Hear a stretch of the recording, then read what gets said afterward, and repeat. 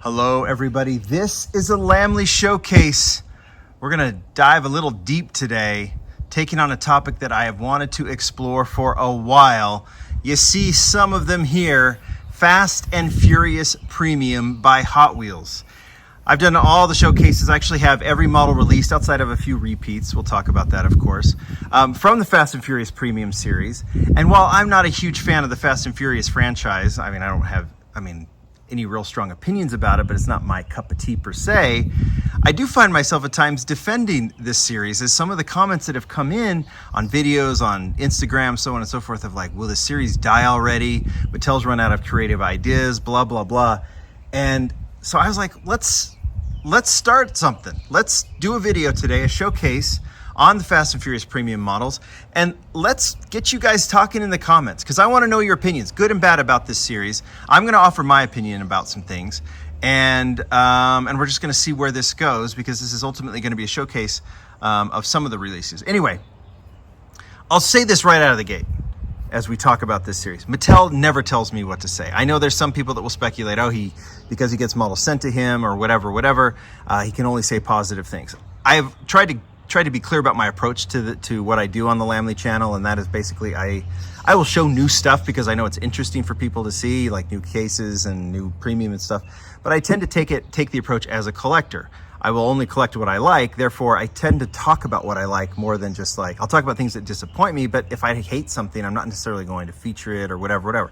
So Mattel's never told me to say anything specific about this series, and about anything for that matter.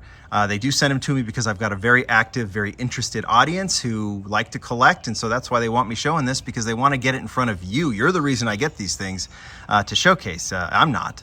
It's just the audience that we have. So I'm going to offer my opinion today, and if you think I'm just defending or whatever, I don't know what to tell you ultimately, because we'll just talk about it. So, what have been the complaints about the Fast and Furious line? It's tired. Mattel's run out of creative ideas. They have too many repeats. They do stupid things like put decos from the real cars on cars that aren't supposed to be their kind of hype cars, like this Skyline, this R34 Skyline that has the Supra's deco, and the Supra that has the Skyline's deco. That's one thing, people don't like that idea. They did the Skyline here. I've got these were talked about models here. That's why I put them out there.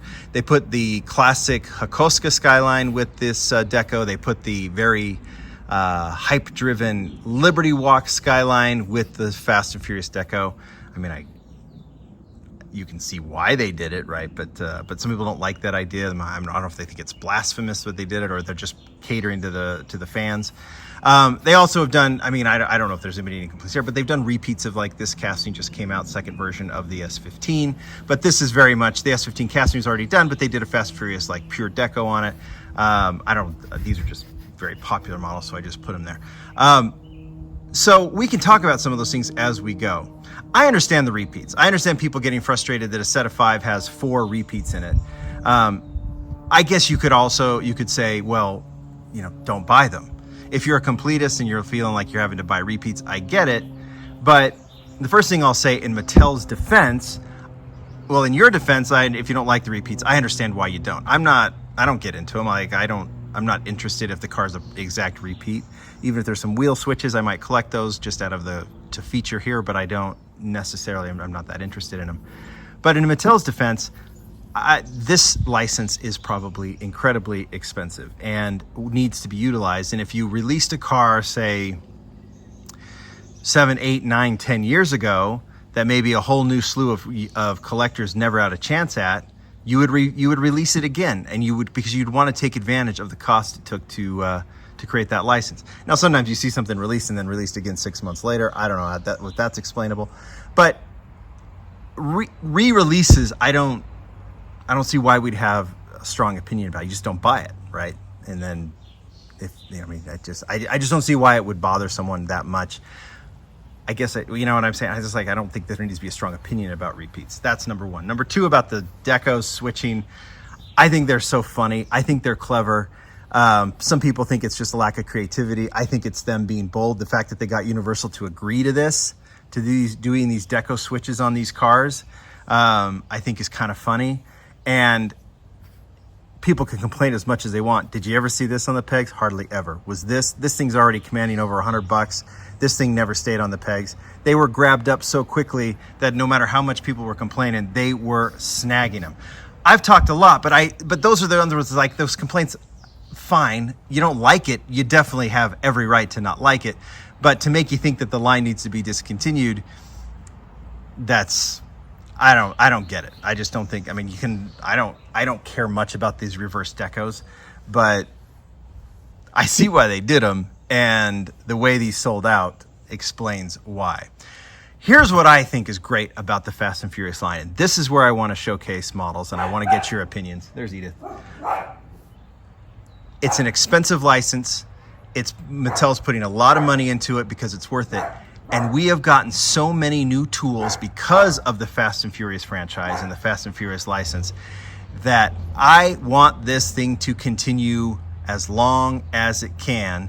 And so that's what I'm going to showcase today, are all of the Fast and Furious new models. The castings that were actually developed for Fast and Furious and that we have seen elsewhere since, like in Car Culture, Boulevard, you name it.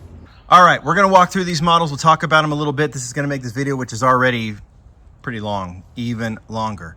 But my point here in showing these new castings, or everything that's been released as a new casting in Fast and Furious Premium, even if it's been repeated or anything else, or obviously seen in other lines, is I want you to get a sense of what has come out. In fact, I'm even going to make more of an angle. What has come out because of the Fast and Furious license, and what could potentially. What I don't know, and we'll start here, about these castings is where they showed up in the movies. I know some of them were prominent, like this one. Others were like in passing. But no matter what, they were within the movies. It justified Hot Wheels pursuing the license. It justified Hot Wheels pursuing the casting and putting the money and effort and time into it. And now we have these fantastic castings. So this is the perspective I want you to get, is what has been developed. Now you can also, this was released in basic. This was, in a basic Fast and Furious. I think this one was already developed. This one was already developed. But some of these castings were done for Fast and Furious in other lines. We're going to talk strictly about new castings in Premium, and we start with the S14. Don't know where it was, but we've seen it since in white. We've seen it in quite a few different versions, and I think we have another 2-pack version coming out here soon as well. Loud dogs barking, loud cars driving. That's what happens when you film outside. But that's one, is the S14. I don't think there's very many complaints about that casting. One that was very much, and this came from the second mix in Fast and Furious, right? The original, I think they called it Original Fast. This one is definitely developed as a casting. While this one you could argue is just for not necessarily factory, but close to it. This one is very much modified, the body itself and the casting itself, the Mitsubishi Eclipse, as the Fast and Furious. Now you got that very Fast and Furious deco on it. We have seen it finally released in a non-Fast and Furious deco in red in the 2-packs, right? But this one was definitely developed for Fast and Furious, and in fact, it's one of my least favorite castings, which is funny, from the Fast and Furious franchise, just because it's definitely era appropriate for when it was released, but it's not a casting that I get too much into. Another one that was very much Fast and Furious. There is no way we see this casting released, I don't think, outside of the Fast and Furious license, which is the Volkswagen Jetta. This is the Mark III, right? The sporty version with the round headlights. Very, very cool version. And we've seen this one, right? Released in Modern Classics. I think I love this one with the spoiler and the body kit. I think it's a really, really cool model. These Fast and Furious decos, I legitimately do not like. But I understand why they're there, because these are how these originally released as the cars in the movie. I appreciate them for the era they came from. Not a big fan of them, but we've got the castings now. Next one, now loud birds. We get a lot of noises for you muscle car fans. I don't know. Here's one that I'll actually give a little beef to Mattel. Where is this casting gone? This is the Chevy Chevelle. This is the 1970 Chevy Chevelle SS. They did for Fast and Furious. If you remember, they released this casting in the same mix, one in kind of a matte gray, and then this one in a more factory red version. I don't know where. Like I assumed we would see this casting a lot more in other lines. There's another casting I'll talk about too. And I would love, I'll join the chorus of we need more muscle in car culture. We need to see this one in car culture, and it's a companion is coming up, but I think some of you might know what it is. We've seen these released for Fast and Furious, and I'm thrilled we got them in Fast and Furious, but we haven't seen them developed into cool premium muscle car castings elsewhere. So I hope we do see them. Here's another one that might surprise you, came because of Fast and Furious. It is the G-Wagon, the two-door G-Wagon. This one has a removable top. It was first released without it, and we've seen it in Boulevard and a few other things since. One that I think you can convert anywhere and put anywhere, and Mattel has. Next one from that off-road set, 4 new castings in that off-road set. We've seen this one released all over the place, and the Land Rover Defender in matte black. This is one of those, like the G-Wagon and the Chevelle for that matter, and a bunch of others.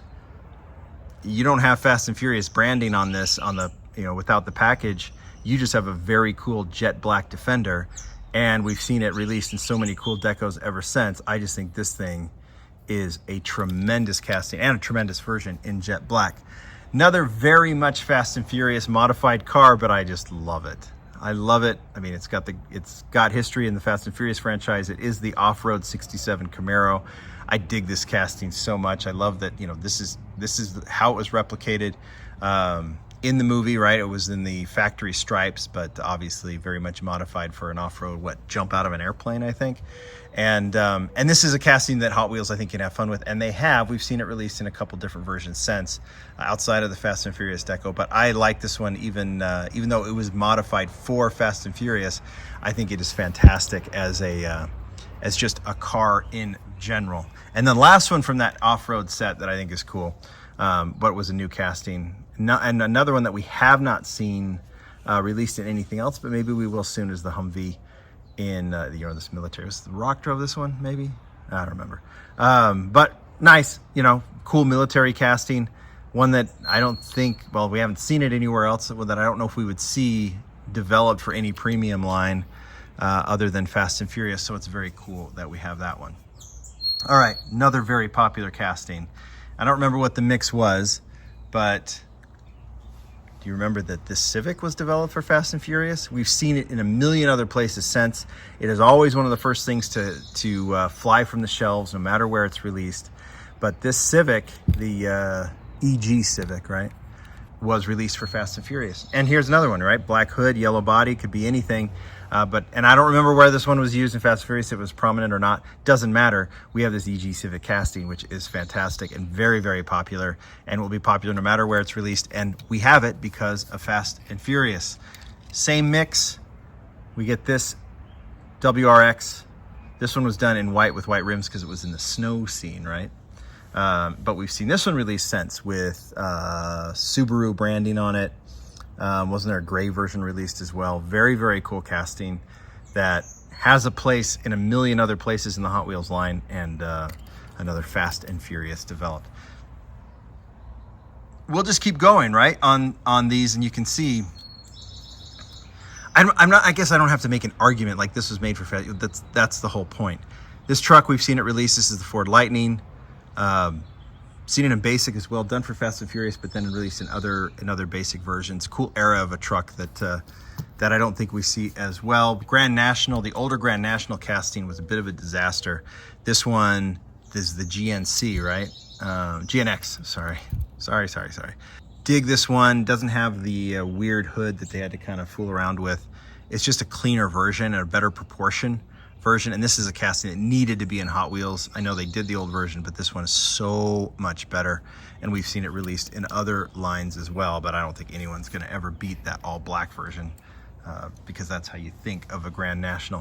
NSX, Ryo Asada said that this one that he developed for the Fast and Furious premium line was kind of his shout out to those that didn't like his very Hot Wheelized large wheel in the back NSX that he did for Hot Wheels. He said he wanted to do one that was more, he said because they are somewhat mismatched wheels in the real NSX, he did it the more extreme version for Hot Wheels because that's kind of the basic style. But he said, let me do one with just the same size wheels, and that was what he did for Hot Wheels with this Honda. It's actually the Honda NSX, right? And he developed that one for Fast and Furious, and obviously we've seen that one released in a few colors ever since. Well, at least I know white in the Drifter set. Corvette, we've seen this released in a few different lines. but this red one, sporty with the black 5 spokes, very, very cool muscle car. We do get some good muscle out of this set. It's not the companion piece to the Chevelle yet. We're getting to that soon, but a cool casting that has been released in a few different lines. Another one that has had a very prolific lifespan since it was released in the Fast and Furious line is the BMW. This is the M3. What's the official name? It's just the BMW M3, the E46, right? Green rims are very Fast and Furious. Don't remember what movie this car was in, but it's been in a ton of car culture and team transport sets. It was released as the was it the Mexico Convention in the BMW Racing. It was in the BMW Racing diorama, which was great. It's just there's so many good versions of this casting, and this was the first one. I could see this one to being developed for car culture, but we got it out of the Fast and Furious budget, so theoretically that one gets developed for Fast and Furious, and then another casting, maybe like you could say like the M5, was developed for car culture. Another one I'd like to see move to, I would love to see this one get some premium treatment in car culture is the Jeep Cherokee. This is the Trackhawk. I couldn't remember what it was. I was gonna say what is it? Track Cat? Something. Anyway, this is like the Hellcat version of the Cherokee, and very, very cool.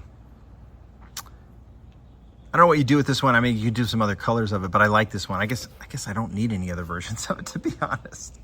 I like that one because it's clean. It doesn't have any crazy Fast and Furious deco. Here's definitely a body for Fast and Furious as well that was developed, and I actually really dig this one. This one was if you remember, 22 Avenue Customs used this casting as the basis for a NASCAR set he did with Lamley Curations, the Lamley Studio Works, which I loved.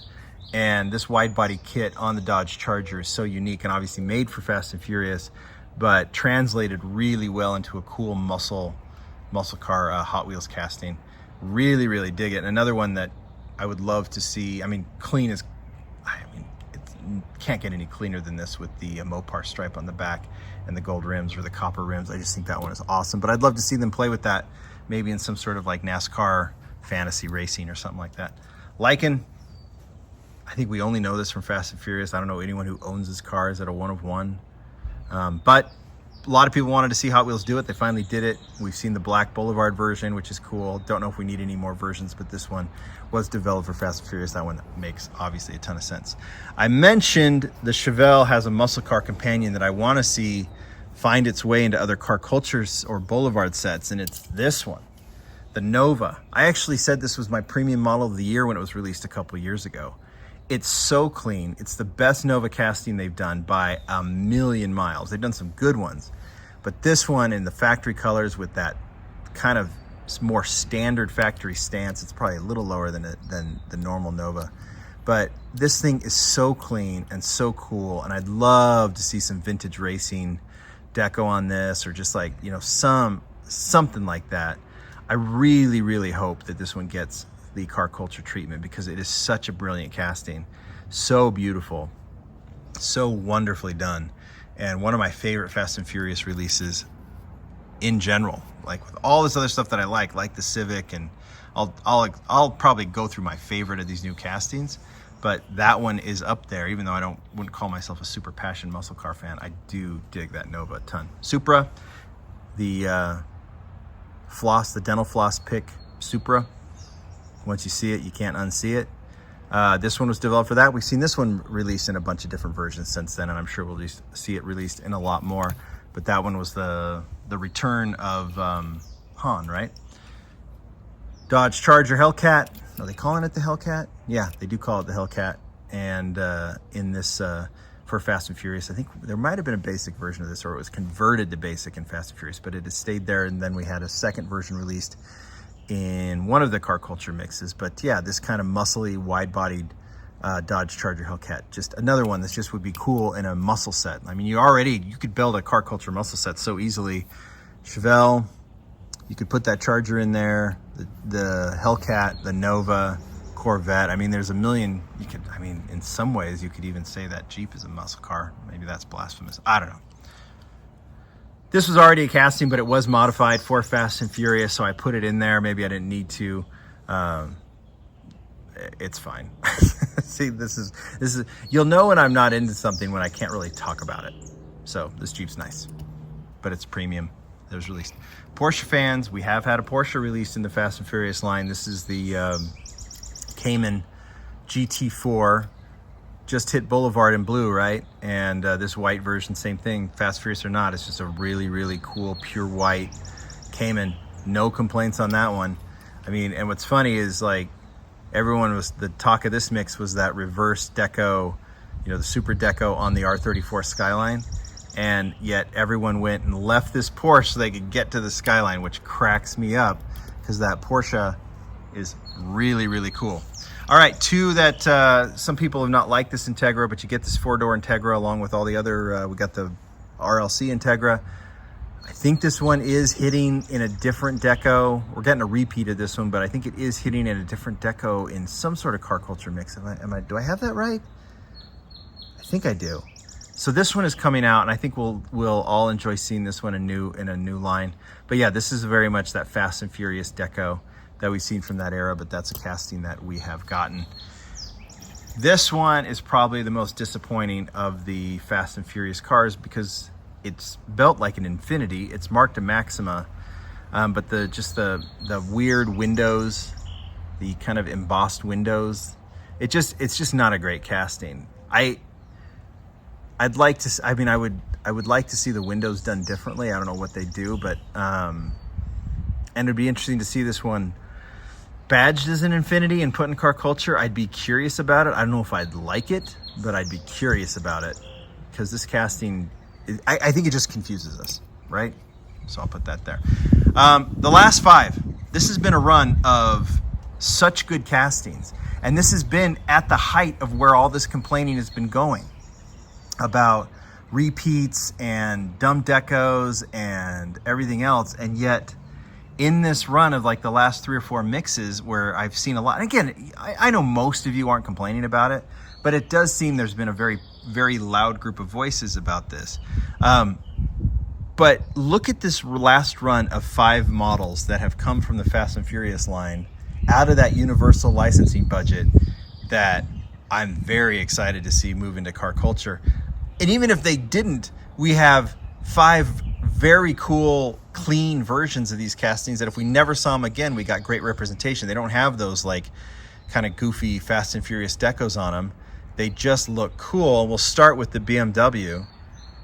Love this era of BMW. This is the 1991 BMW M5, the E34. Love the stance on this. There's a Matchbox version of this. That's really good. This one is also, it's a little bit sportier, a little bit lower than the Matchbox from way back when. I absolutely love this version in black with the gray 10-spoke rims. It's just perfect for me. One of my favorite castings of the year last year. And yeah, I'm sure we're going to be seeing this in a million other decos in the future, but came out of Fast and Furious, and I'm thrilled about it. I've seen some mixed reaction to this one, but I love it. The Toyota Soar also, could be badged as a Lexus here in maybe a future line. Really, really clean with the Falcon livery on it. Well, not even the Falcon livery, just the Falcon badging on it in this red color. I love it. Love the rims, love the stance, love the details. This one will be another one that surely will show up in car culture in some sort of JDM mix, or it's going to show up in some really cool mixes.